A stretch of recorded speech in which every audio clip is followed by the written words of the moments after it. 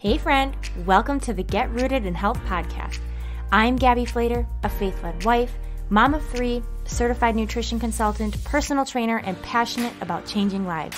I know how frustrating it can be to navigate the health and wellness world. You want to be motivated to prioritize your well-being and wish you were more educated when it comes to cultivating a healthy home. Maybe you're a mom who's completely burnt out and needs a fresh perspective on life, or you're searching for a place to feel seen, heard, and encouraged in a godly manner. No matter if you're doing the dishes, getting your sweat on, or drinking reheated coffee while watching the kids play, there is always an opportunity for growth. If you are ready to finally take action about these desires and are ready to learn, grow, and transform your mind, then you are in the right place. It's time to establish deeper roots so you can enjoy a more fruitful and fulfilling harvest. Let's dig in. Hey friends, welcome back to the Get Rooted in Health podcast. I'm so thankful that you're here today. We're going to talk about some gardening stuff. I'm really excited because we finally just got the whole rest of our garden planted. Someone was like, Gabby, I feel like you've already had your garden planted. I'm like, well, like half of it. But that's only because I've learned over the years of some things that I can plant early. And now I can get a head start on a majority of things and not have so much to do when it rolls around to, that Memorial Day weekend or, just after that last frost date. So I just thought I would come on here and talk about a little bit of what we've planted, some of the things that I'm looking forward to, and just encourage you guys, if you have got yours going, if you still want to, just plant some stuff. You've got time, with these first couple weeks of June, get it in, get it going, stop putting it off. It's just lingering in your brain, just do it. And if you spent $4 on some tomato plants and you got nothing or only a couple, hey, it was $4, okay? So don't overthink it. So much of gardening just happens with consistent showing up, trying it out, trying new things each year, learning from other expert gardeners. I would so love, I feel like if I could just be immersed into a program for a month, I could that could be a retreat. There should be a gardening retreat. Now I feel like, I should do that. But not in this season of my life. But that sounds amazing. Just going and learning, being hands-on, just soaking up wisdom and knowledge from people. I'm sure there's things like that. I know there's homesteading events and conferences, but I've never gone to one. But anyway, I would just love to be more immersed into gardening things. But my life doesn't allow for that with having 3 little kids. And so I soak up my learning from conversations with people, from following different people on Instagram, from YouTube. YouTube is huge for me.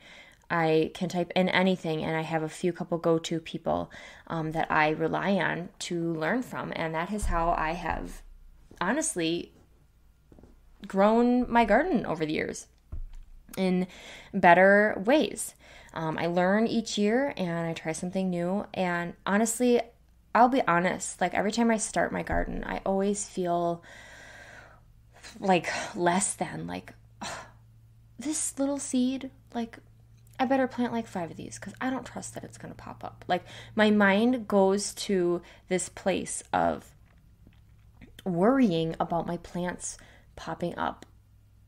And there's such a trust factor that has to go into gardening, that you put in this work, you cover up these seeds, and you just pray that the soil has got enough nutrients in it, that you remember to get out there and water it, and that the sun isn't too much or isn't too little, to be able to give life to those little seedlings. And it's just so exciting. I'm like a kid in a candy shop. The first week or 2 after planting, I'm out there every day, looking at every single row that I knew I planted in. And I'm like, I think that's something. And then I'm like, oh, no, that was just, a weed, or that was a bug, or whatever. just something in the way. And I just get so excited when I get to go out there and finally see new life and be like, okay, yes, it worked, Gabby. And it's like, it's no different any year, but you just want to see all of the greens. You just want to see it all pop up. You just want it all to be there right away, and you can't. And so then when you plant and you look at your garden and you're like, okay, like any day now, like, let's go. It looks like I did nothing. But you did so much, and you did honestly the hardest work of it all. Like planning it out and planting them, just doing the actual do and doing it. And then it's just tending to it and showing up every day to make sure it has what it needs. And eventually you're going to be able to harvest from all that hard work. And so I'm just so excited. But, each part of the gardening process has taught me so much. And I'm grateful for it because it has helped me to slow down. It has helped me to just be in nature and be outside, which I don't really have a hard time doing, but it forces me to just relax my brain and my thoughts and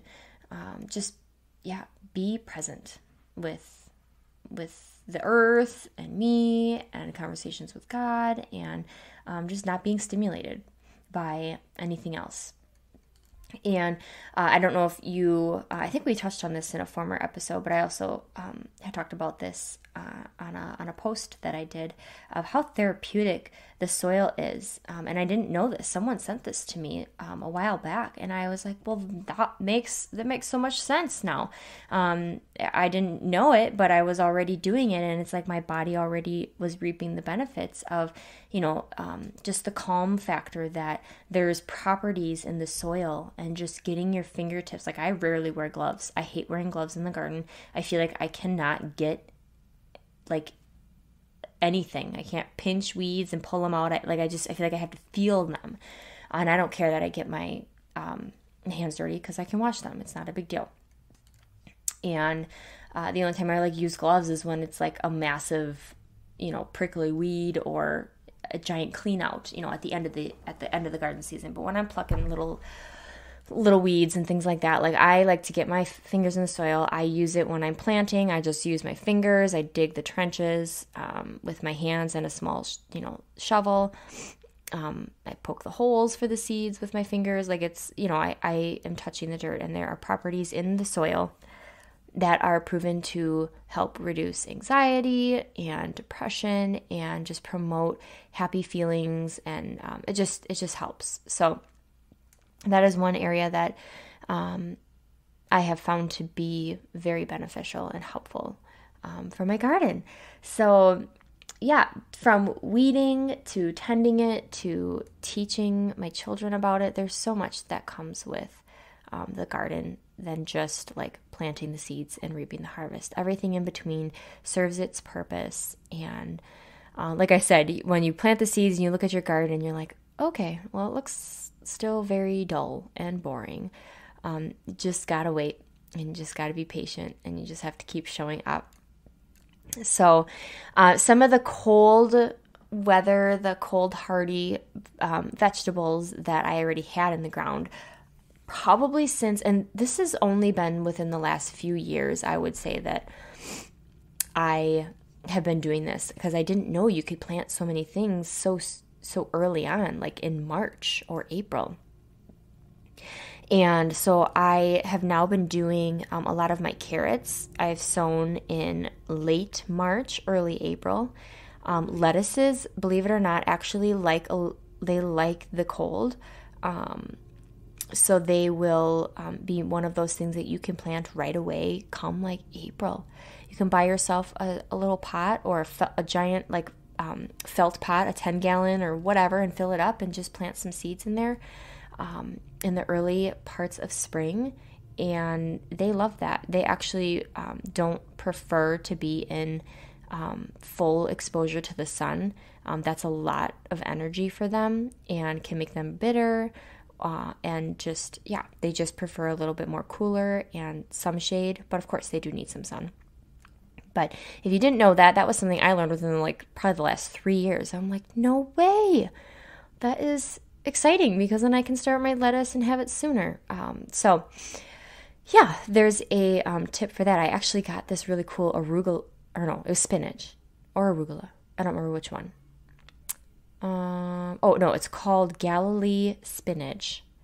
And I didn't plant it yet because it said this one is meant to be planted in the hot time, the heat of summer. Like this one is meant to endure it. So I'm excited to see what it does. I haven't planted it yet. I'll probably plant it end of June, and see how it does. But that's all the part of gardening is you just learn new things about different varieties. And I'm grateful for the companies out there that sell these awesome heirloom seeds and have little tips on them, like when to plant them and all this stuff. So, and also don't feel overwhelmed by the back of those packets, those seed packets. I don't measure typically. I kind of eyeball it. I try to give space.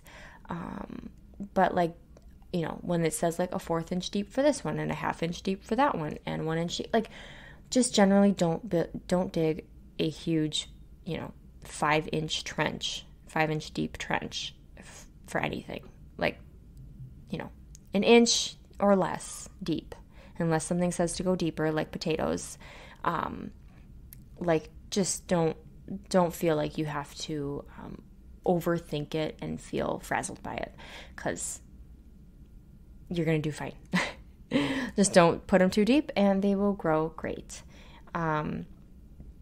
So yeah, I have my carrots planted since March, and they are popping through. A lot of them, they're kind of sporadic. So what I did is I actually replanted my carrots on Memorial Day weekend, and I filled in the gaps because I'm pretty sure nothing else is going to pop up in here if they haven't already. These ones are getting pretty big, and I don't see any other new life coming anywhere else. So I just grabbed some more seed packets, and I dug around what was already growing and just planted some more. And I'm excited. I'm excited to see. You can thin your carrots. You don't have to thin your carrots. It all depends on what you have time for and what you want to do. When you thin carrots, then you're providing a little bit more space for better sized carrots that aren't fighting for the same space and same nutrients. I kind of just overplant, and I don't necessarily remember or have the time to thin, and I feel really bad plucking carrots and not using, these are like real life babies. They're growing, and I don't want to take them from their home. That's how I view it. And I don't care if I get all these oddly shaped carrots or some that are duds because they were overcrowded. It's okay. I planted enough, and I'm going to get enough. I'm pretty sure last year was my largest harvest for carrots, and I'm forgetting how many pounds it was. I want to say it was 30 pounds of carrots, potentially. And I had maybe 70 pounds of potatoes. Maybe that's way too many. I'll have to look back. But yeah, so just it's so exciting to be able to harvest all of those things. So potatoes are also another thing that I've had in there probably since mid-April.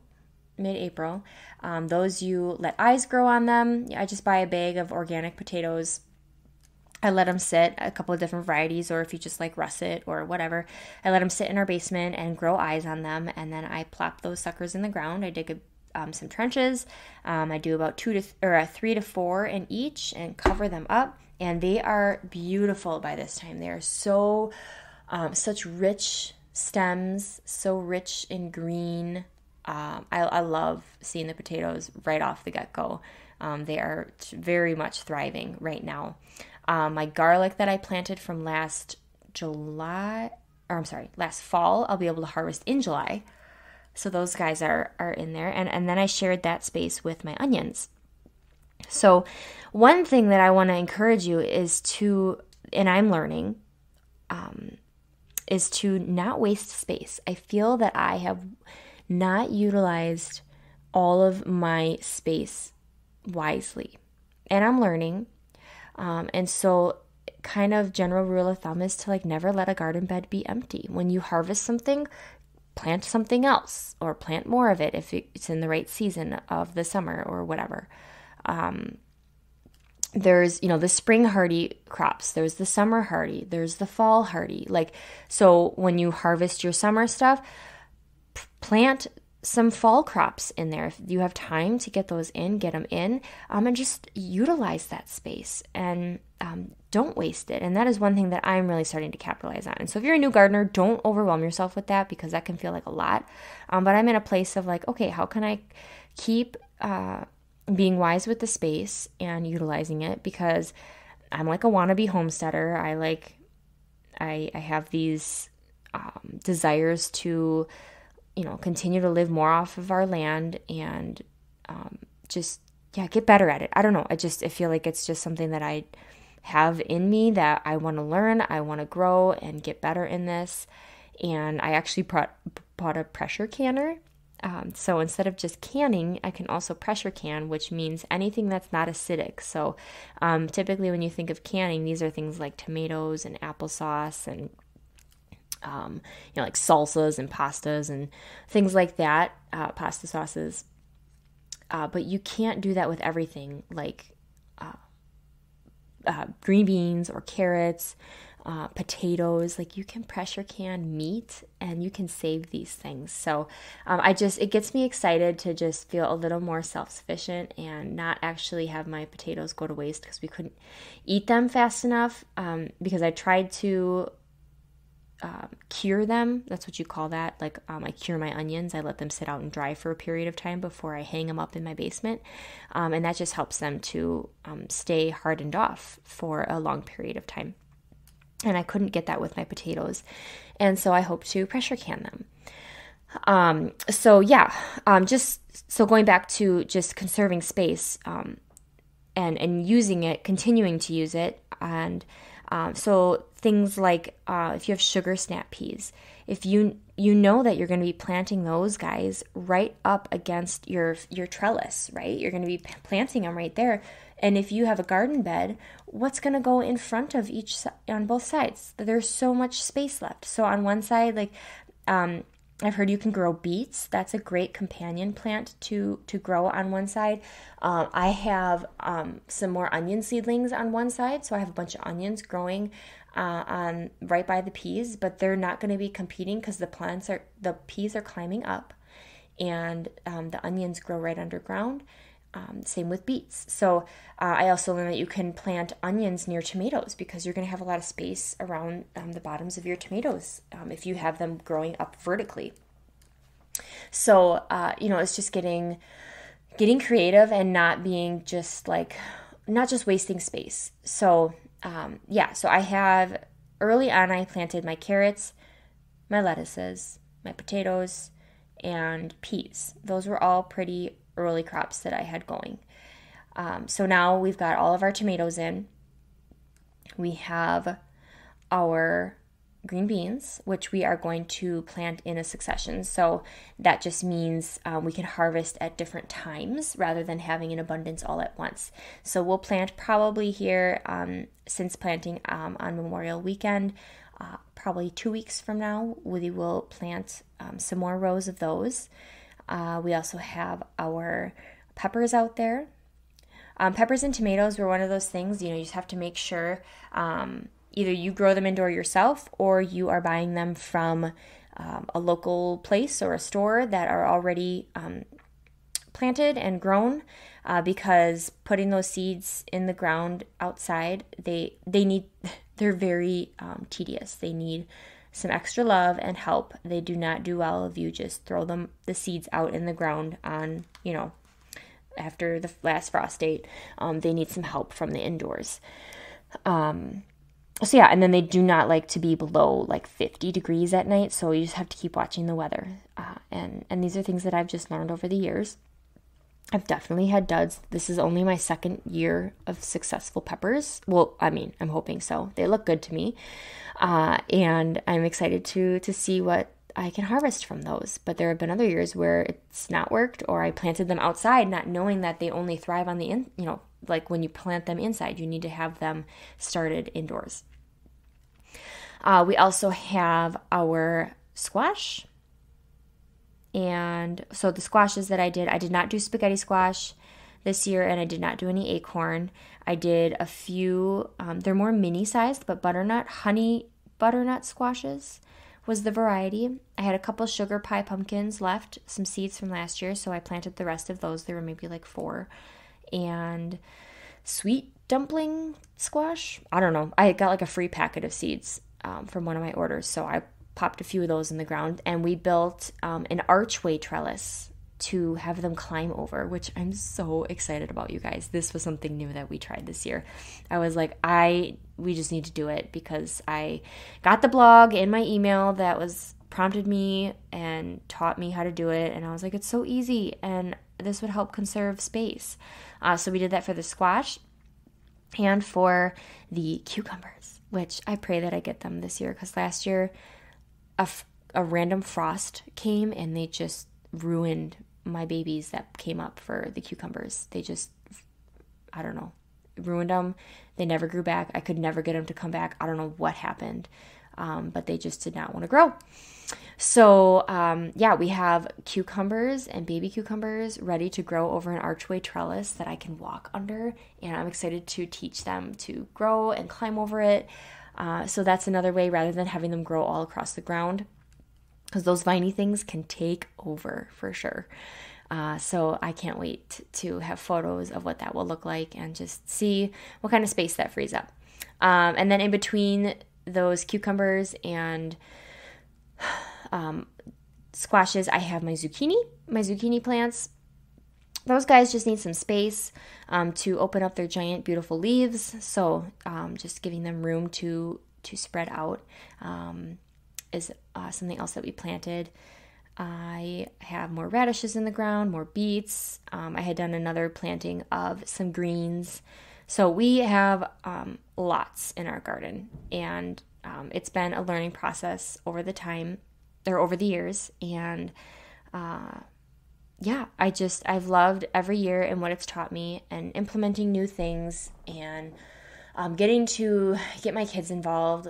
Winston is finally at an age where he can come out there and help garden. Another new thing that I'm trying, and I'm sharing these all with you so that you can just hear different ideas, and maybe something that's like, oh, I could do that, or oh, I didn't know that, so I'm gonna do that differently this time, or maybe for next year, make note, or come back to this episode. But I just want to share, the thought processes that go through my head, and how I'm doing my garden, and what I've planted, and just the journey with it, so that you guys have the ability to learn from someone, aka me, and hopefully, it helps, and I can provide some wisdom and some tips and some knowledge. But another thing that I'm changing up is I'm not doing like just a giant like sprinkler type thing. Like, I'm just going to water them by hand. And I know that sounds really tedious, but what I feel like I was nudged to not let the sprinkler stay on. So what I would do is I would just center the sprinkler in the middle of the garden. I have 4 giant beds, and then I have 2 smaller ones, and then an L-shaped bed in the corner where my tomatoes are, and then we have raspberry bushes. And then everything else is just mulch pathways. And so I would just center as best as I could the sprinkler and let it sit on for 30 minutes. And I'll just let it go back and forth, back and forth. And after reading some things about certain plants that actually do not prefer their leaves to get wet unless it was rain, because that's out of our control, but it doesn't rain every day, whereas I would be watering every day. So some leaves that could get mildew or just they should not really get their leaves wet. I was doing that. I think it just provided too much moisture, and then in all my mulch chips, I was just getting like some mold or like mushroom growth and just extra moisture that didn't really need to be there. So what I want to try this year is I bought a nice handle for a shower, like it's a nice shower head type thing. It's a long handle that arches at the end with a nice hose head, and I can just water my plants by hand. And then I have a watering can where I can go and water like the tomatoes right at the base. My hose doesn't quite reach to certain ends, and so I have to fill up a watering can. But I'm all for any extra time I can spend out in my garden, and if it's going to be something that's going to help, especially like tomatoes and peas, not get their leaves wet when they're not supposed to, then I'm going to try it. And I'm hoping for the best. My husband was even kind of like excited about it. He's like, I'm excited to see what like watering it like this will do. And I said, I am too. So I just have to be faithful with it. And it might take a few, extra minutes in my day, but it's worth it. And I hope, and then I can teach my son Winston, who's 5, and he can totally do it. And I was weeding a bed today, and he was like, oh, Mom, I'm going to come help you. I'm going to water the plants. And I was like, great, you do that, because I didn't get to it yet. And, I went back and did a few things, because I know he didn't spend a lot of time, but he at least got the first little watering done. And it just warms my heart that he wants to be out there and do that. And he filled up the watering can and went, oh, can I water the tomatoes? Yep, okay, I'm going to fill up the watering can, he said, and he went and did that. And I had to teach him, like, don't spray the leaves with this one, and why, so I just have to have conversations with him and teach him. And right now it's also just with my little guy Titus. He will be 3 soon. This is the time where I get to teach him what the different plants are. I've seen them grow every year, so I know what ones are what typically when I see them coming through. So I'm like, oh, buddy, do you know what these ones are? And I said, these are carrots. And he says, oh, barrett's. He calls carrots barrett's. It's so funny and cute. Where the onions are, and oh, look at the cucumbers, they just popped through, and Winston's showing him, and it's just so neat to get kids in touch and in tune with the garden. And I just hope that you can find ways to get your kids out there. It does not look perfect for me. I'm in and out sometimes. It's not a consistent, like, get to stay in there for 30, 45 minutes. Sometimes I'm in and out dealing with kids. Juliet, she sits on the mulch sometimes and just eats it, plays with it, and I'm not really going to have many more beds for her to just play in because everything will be planted in there. But I'll bring her some toys, or sometimes if she's happy, I'll let her just sit in the stroller and buckle her in, and we have music, or we'll talk, or she just watches, and sometimes she'll fall asleep in there. Or what I'm going to try and do more of is put out a giant blanket on the outside of the fence, and just pop a bunch of toys on there, and let her play on the blanket. And those are the ways that you do it with littles, and the boys will play on the play set. Sometimes it's even while they, get their afternoon, quiet time, someone's napping, or they get to watch a little show, and I get to go out there and just give myself those peaceful moments. But I truly love getting to just walk into my garden each morning, a cup of coffee or whatever drink of choice at that moment, and just like walk through my garden and just look, see how the sunshine hits all the leaves, the dew on the leaves, the new life, the new growth, maybe pick a snap pea and munch on it. There's just, I don't know, it's so life-giving, and I don't really have the right words to explain it, but it's great, it's fulfilling, and I would encourage everyone to just give their hand a try at gardening, no matter what it looks like. I had a family member just tell me she was so excited her husband built her a garden bed, just one, right outside their side door at their house, and wanting to do that, or buying a couple planters for the porch for their herbs. That is one thing I have not mastered, are herbs. So stay tuned for that, because I would love to get better at growing like cilantro and basil and parsley and chives and all those things. Like, they just not quite mastered that. I've gotten some good basil before, but I'm feeling a little less than in that category. But I'm doing pretty good in other areas, so I'll take that and again, learn and implement new things each year. And I had, at the birthday party, everyone was wanting to have tours, and I had the boys go take them out because I was dealing with prepping and getting things ready. I said, oh, go take Grandpa out there. Oh, go take them around the garden.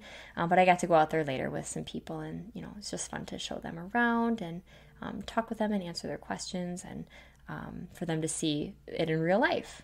But they know that I've always been into gardening. But yeah, I am excited for what is to come and what is to come of your gardens. And I just hope that whatever I've shared with you just gives you encouragement, inspires you, just fills your soul up with good conversation here. That's always my goal. And, this is just a great space for me to come process things. one big thing, analogy with gardening, I'll leave, kind of on this note here before we wrap up, is, with gardening, as I was saying, you have to put the seeds under the soil in order for them to grow. And what a beautiful picture that can be for us in life when we feel that we are just covered with so much and so many heavy things. There has been a lot of heaviness in the world for the last 2.5 years, for sure. I, in my personal life, have had some really heavy times, probably for the last, since my Titus was born, but a little before that. So probably a solid 4 years of some different things that have really made me feel in a dark place, that were heavy, that were hard, and a lot of emotions. And just seeing some of the fruits that have come from it now and the areas that I've grown from it, and, reminding myself that there's something beautiful on the other side of this soil that's going to come. It may be under the ground now, but it's coming. And it's just a beautiful picture of life, because you can't see what's going to happen down the road, but you know that there's going to be some light. You're not going to stay there forever. There's going to be some growth. There's going to be light at the end of the tunnel. There's going to be something. And when those seedlings pop through, it's just such a great reminder that we aren't going to be buried forever, and you don't have to be. You have to tend to your heart. You have to tend to your soul, your body. You have to take care of it just like you do seedlings, and life will grow. Healing will happen. Fruit will be harvested over time. And so if you just look at that, it's such a great analogy and a great picture. And even when we are above ground, guys, even when those plants are growing and they're above ground, storms are going to come. And guess what? Those plants get stronger because of that. You know what I have to do with some of my seedlings when I plant them indoors? Before they go in the garden, they need to have some outdoor exposure. So I have to bring them outside for a couple hours, and then bring them back in. And then they come out again, maybe on a warmer day, maybe a little more windy day, to get stronger and to adapt to the outside. And so with these storms that come, they make the plants stronger. They grow better from those storms, from that rain. All of those things come, but there's something beautiful on the other end. And so I just don't want you to be beaten down by the storms that are going to come. We weren't promised that this life was going to be just rainbows and sunshine, and to take each season, each moment as they come, and learn from them and grow from them, and just feel them. They're going to be hard. Let it, feel it, be in those moments, and allow yourself grace, but don't stay there. And that is always what I want to encourage you guys, is to feel it, let it be real, because those moments are real, those feelings are real, your feelings are valid completely. But the problem lies in when we stay there and we stay stuck, and we aren't willing to see the light. We aren't willing to focus on the more positive or what could come of it.